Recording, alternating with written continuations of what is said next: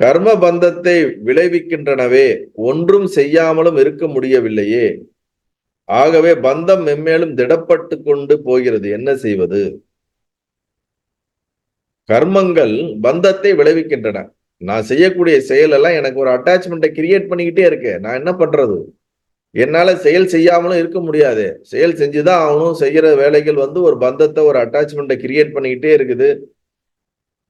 ஆகவே பந்தம் மென்மேலும் திடப்பட்டு கொண்டே போகிறது. ஸ்ட்ராங் ஆயிட்டே போகுது என்னுடைய ஆக்ஷன்ஸ். அதனால அட்டாச்மெண்ட் ஸ்ட்ராங் ஆயிட்டே போகுது. இதுல இருந்து நான் எப்படி வெளியே வருவது?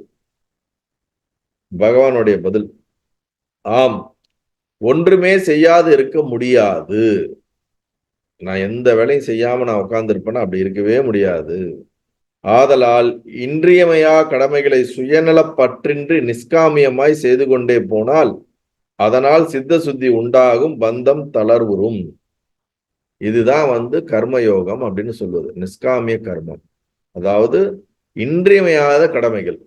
எந்த கர்மமும் செய்யக்கூடாது அப்படின்ட்டு நான் சாப்பிடவே மாட்டேன்னு உட்கார முடியாது. பிளாடர் ஃபுல் ஆயிடுச்சுன்னா நீங்க போய் ரிலீஸ் பண்ணி தான் ஆகணும். இல்ல நான் அந்த செயலை செய்ய மாட்டேன் அப்படின்னு அப்படி ஒரு சுவாசிக்கிறதே ஒரு செயல் தான். புரியுதுங்களா? உணவு எடுத்துக்கொள்வது ஒரு செயல் தான். அப்ப இன்றியமைய சர்வைகளுக்கு உண்டான இன்றியமையாத கடமைகளை சுயநலம், நம்ம சுத்தி இருக்கக்கூடிய சில கடமைகளை தான் எந்த ஒரு செல்ஃபிஷ் மோட்டிவேஷன் இல்லாம எனக்கு எனக்கு எனக்கு எனக்கு வேணும், எனக்கு வேணும், என்னது என்னது என்னது என்னதுன்ற அந்த லோபம் என்று சொல்லக்கூடிய அந்த சுயநலம் இல்லாமல் நாம் சுயநலப்பற்றின்றி நிஷ்காமியமாய் எதிர்பார்ப்பு இல்லாமல் நாம் செய்து கொண்டே போனால் நம்மளுடைய சித்தமானது சுத்தி அடையும்.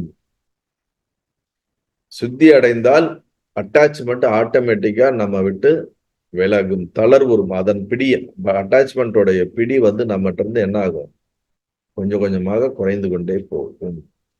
ரொம்ப எளிமையா 2 வரிகள்ல சாரத்தை சொல்லிட்டார்.